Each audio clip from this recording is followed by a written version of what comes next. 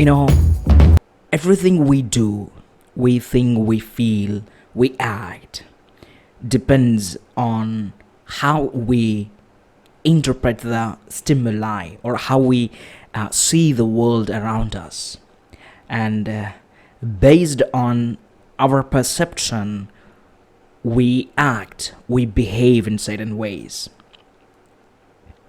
Every time we learn something new, our brain creates a neural pathway. So each neural pathway is related to something that you have either experienced or encountered in your life. So as this neural pathway becomes stronger, as it gets strengthened, it becomes so hard to break that pattern.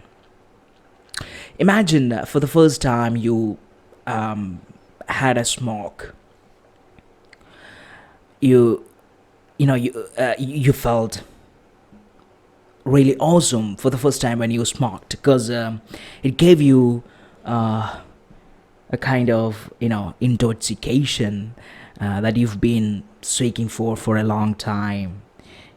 And as you repeated the process, smoking, the neural pathway that you were creating became strengthened.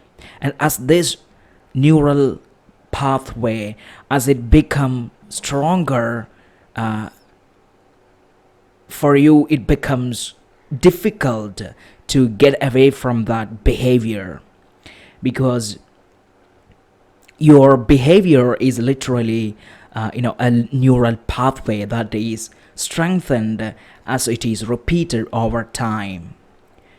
So each time you repeat something, each time you do something repeatedly, you create a neural pathway. And by repetition, by going over and over and over that behavior, that act, that thought, you create a very strong pattern that is very difficult to break.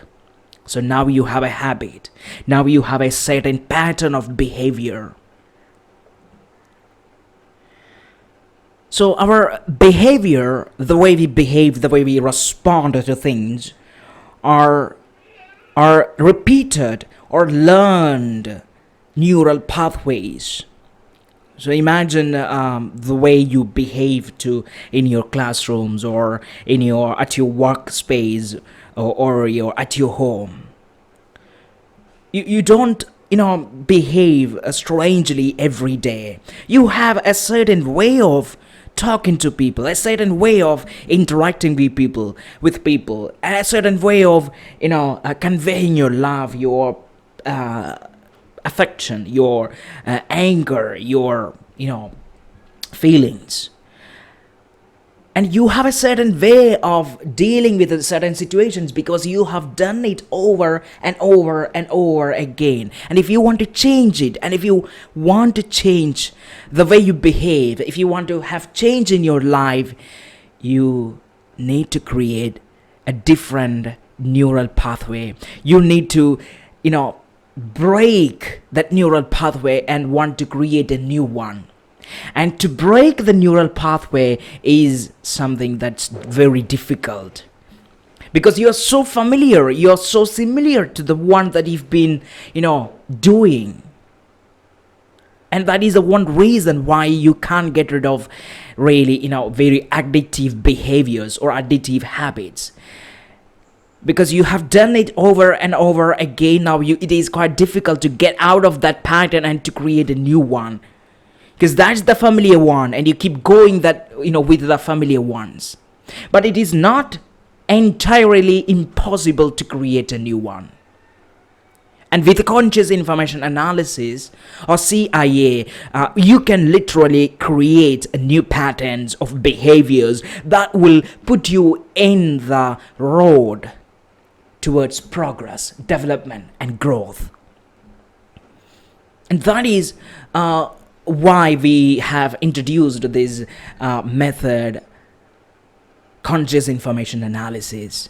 Because if you want to if you want to create a new neural pathway, a new behavior, a new way of dealing with the things, a new habit, you need to create a new neural pathway. And in order to do that, you need to become conscious.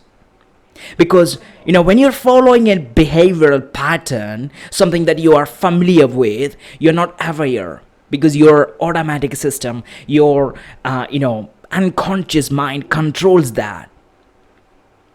Imagine if I were to ask you, what's 2 plus 2? You know the answer. You don't have to add 2 plus 2. Okay, 2 plus 2, 2, and then add it 2. Okay, that's 4. You don't have to think about it, because without thinking, you have the answer. Because that answer is a part of your, unconscious mind. So you have this automatic system that filters every behavior that you receive, every stimuli that you receive, every information that you have. And since you have an automatic system, you don't have to learn it, and that is the benefits. Suppose you think, if you have a lot of positive habits, it's because that you have an automatic system that reinforces these positive behaviors.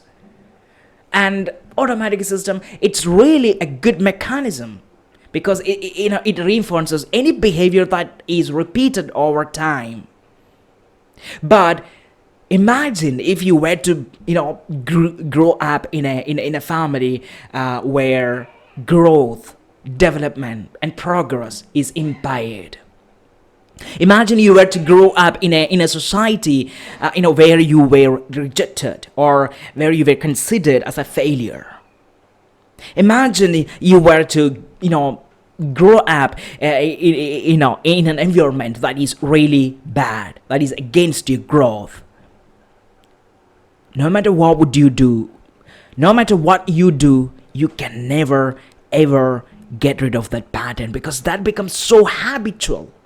It becomes a part of your subconscious mind, and it is quite difficult to get out of that pattern. This is why you find it difficult to get rid of that behavior. You want to get rid of drinking habits, smoking, going out with wrong friends, but you can't. It's because you have been following the pattern over and over and over again, and it's quite difficult to get rid of that. But it's not impossible. It's possible. With the conscious information analysis, you can create a new pattern that will give you access to your life. So, the method is quite simple, but it's not easy to do. It's simple, it's not easy. It's simple because all you have to do is to become aware of the stimuli that you receive. You need to become aware of the information that you receive and decode the information without sending that information toward your automatic center. Because, imagine you want to get rid of an overeating habit. So whenever you see that bowl of chocolates or food, your brain craves for that food. That stimuli immediately reaches your brain, and it is interpreted as, yes, it is time to eat. Forget everything else. Go eat.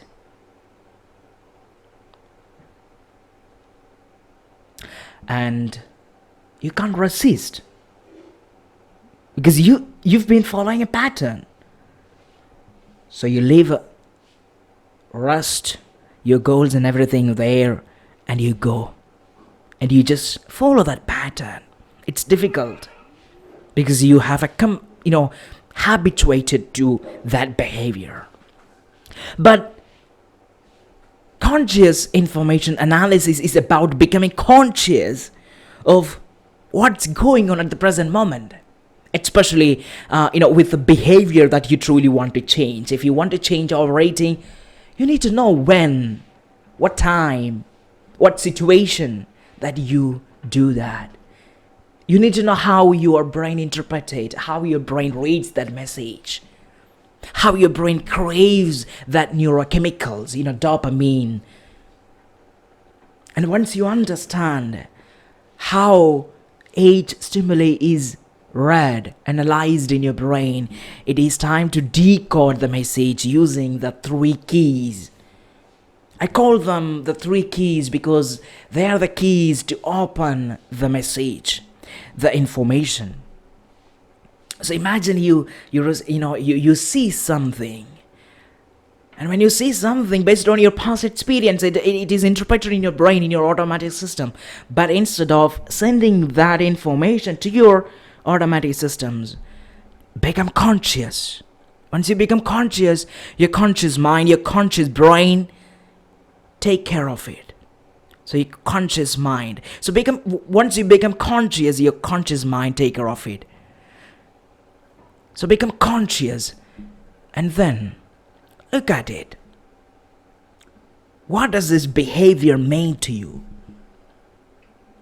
How does this affect your health, your wealth, your life, your family? How does this pattern of behavior take your freedom from your life?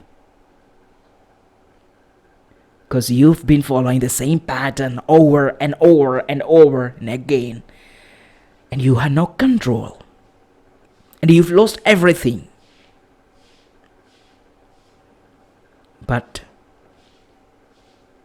you don't have to rely on your automatic system. You don't have to rely on the same pattern that you've been relying on for a long time. You can say goodbye to those and create a new path. Become conscious. So you can decode the message by using the three keys. Number one, asking questions. If you were not dealing with the people, you can ask yourself some questions like, what am I doing? Is this the right kind of behavior I need to reinforce? Is this that how I need to behave?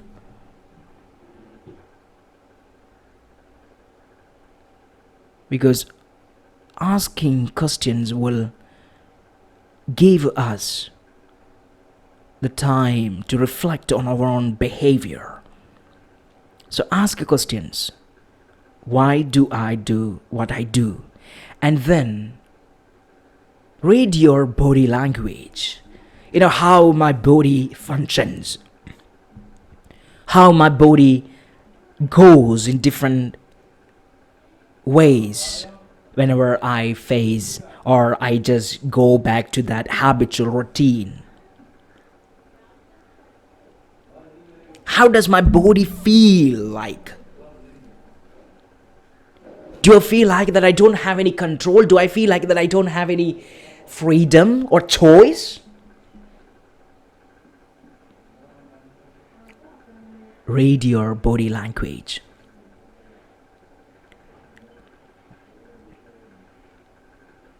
And the final key is using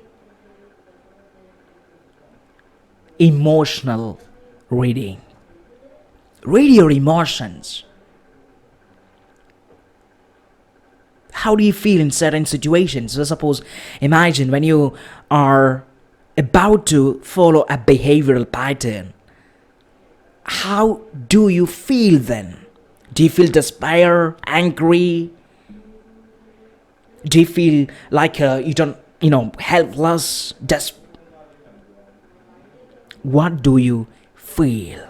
So by using these three keys, by asking questions, understanding your body language, the way your body functions, the way your body goes whenever you follow the habitual pattern, and then by reading your emotions, how you feel, you can understand, you can read the information.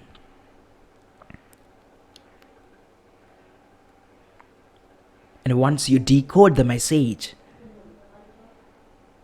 once you understand what the information contains, now you can respond accordingly. You can create a response based on growth and development. You don't have to rely on the old system, because that doesn't give you access to your life.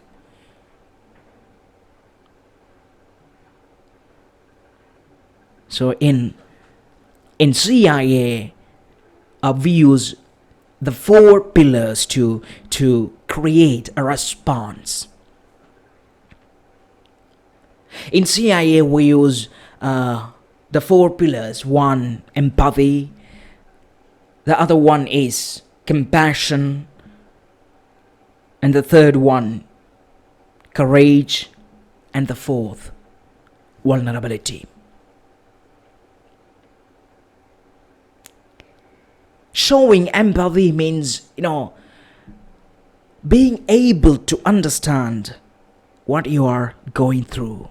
Being able to understand what the other person is going through. Being able to look from a different perspective, from a different point of view, instead of just looking through the filters that you've received as a kid. Just look from a different point of view. Is this exactly how I feel? Look from a different perspective.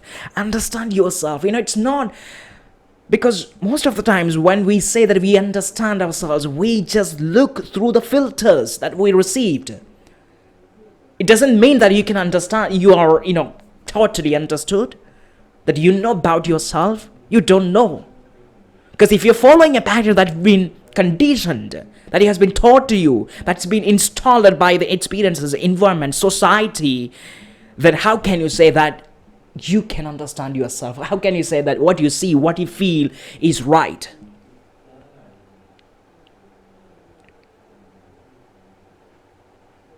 So the first thing is having an understanding.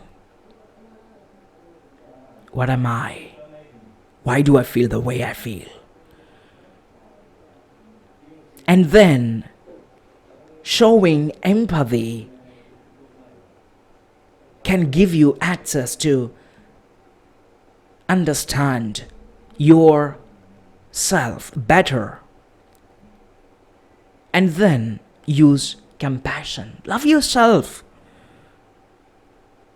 Love yourself. Be proud of yourself. Because without having this ability to love yourself, you cannot love anybody else. Because all love comes from the ability to love ourselves. Look at the children. I say they are selfish. Of course they are selfish. They don't give up their comforts for others. They are selfish. But yet they love everything they surround with. They love their mom, their dad, their everybody. Because they're full of love and they show that concern, that love, that compassion for themselves. And it is through self-love that we can share, express, and give the love to others. And without showing that love, that self-love, you can never ever love others. So be compassionate. Be your own compassionate friend. So by being compassionate, by showing love to your true self, your true personality, your true character, you can create a better response. You can choose a better possibility. Because what you've been following isn't really about self-love. It's not that. It's self-loathing. It's self-hatred.